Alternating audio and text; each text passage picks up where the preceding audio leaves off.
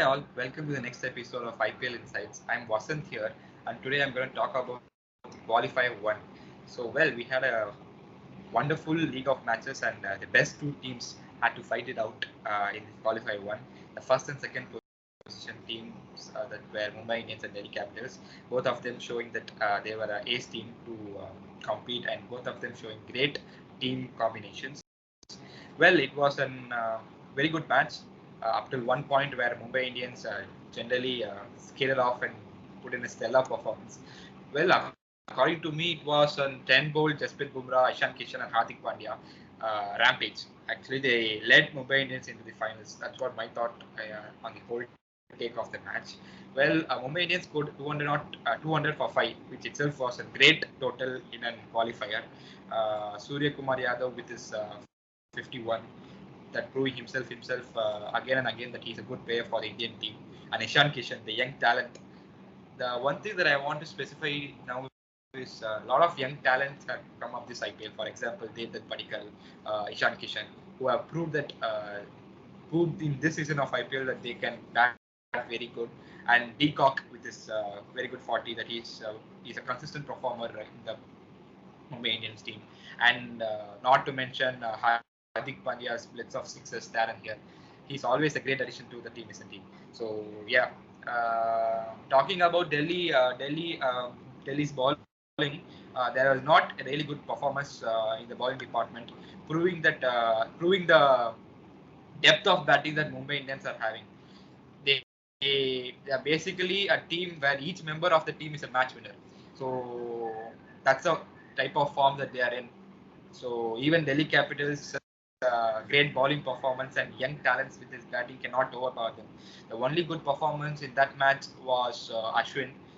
He was the only bowler where the swing was going in favor of him. He for his 4 overs considered 29 runs for his 3 wickets. He was the only standout performer in the Delhi Capitals bowling there, where Rabada and Nottage were not really in the game, and they were hit for many runs. Yeah, after beginning the first side to qualify for the playoffs, Mumbai Indians watered aside the Delhi Capitals in the first qualifier, like giving themselves a shot at the fifth IPL title. So we can see the depth of the team, and they're asked to bat first. So this shows that their bowlers had to deal with the dew in the second half. But their batsmen offset the disadvantage by muscling them. Even though their bowlers had to face the dew in the second half, their batsmen showed their offset by just swatting aside the balls around the ground for sixes and fours. So the sideline interview, if I have to tell, Myra Javasna also mentioned that they wanted 170 and which was a good score, but they got 30 runs more, which is a good shout out there. And Boult had Prithvi Shaw. So not only in the bowling, the batting also, they proved that they are a good side. So coming to Mumbai Indians bowling, Delhi Capitals were not done at all in the match. If I want to specify, there is only one good partnership between Stoinis and Patel. They had it, Akshat Patel. They added like 71 runs from their 44 balls, and for the sixth wicket, it was again a boom Bumrah show for me, who snapped out like four, like just considering 14 runs from his 4 overs, he snapped out 4 important wickets. Bowling that consistent Yorker there and here, and occasional bounces. There's no way the batsman can hit his ball to the 4. So Delhi Devils were struggling, and they barely can manage 143 for 8. So yeah, now Mumbai Indians can rest for 3 days, and it's the good performance that put out by them. And Delhi had to face the winner of the SRH versus RCB match. That's what is going to happen. And yeah. Hello everyone, so this is Raghav here, and I'm here to review the eliminator game between the Royal Challengers Bangalore and the Sunrisers Hyderabad. The game started off with RCB batting first. Virat Kohli surprisingly opened the innings with Devdutt Padikkal. Unfortunate for Kohli, he couldn't stand long and was dismissed for a single digit by Jason Holder. A beautiful ball which was caught by Shivat Goswami behind the wickets. And yeah, I don't understand why Virat Kohli really opened innings when the opening combination of Aaron Finch and Devdutt Padikkal was going well for RCB. However, it was probably something new that he wanted to experiment, and it didn't work out in their favor. Unfortunate for them. It was a beautiful bowling performance by Jason Holder in those 2 overs to pick the wickets of both Devdutt Padikkal and Virat Kohli, which proved very, very unfortunate, very costly for RCB because they really, really struggled in their batting. Excellent bowling performances from the spinners. They maintained their line and length. They did not give any room for both ABD and Aaron Finch to play their natural shot, which is the swing of the bat over the mid wicket region for a boundary or for a six. They weren't able to get that shot, and that was very, very well handled by the spinners of Sunrisers Hyderabad.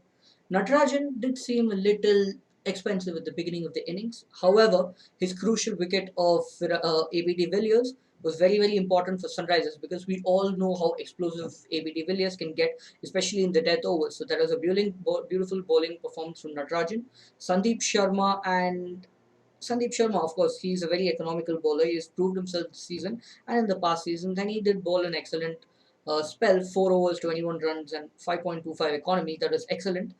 However, I feel this match where RCB lagged was that I feel the opening combination shouldn't have changed.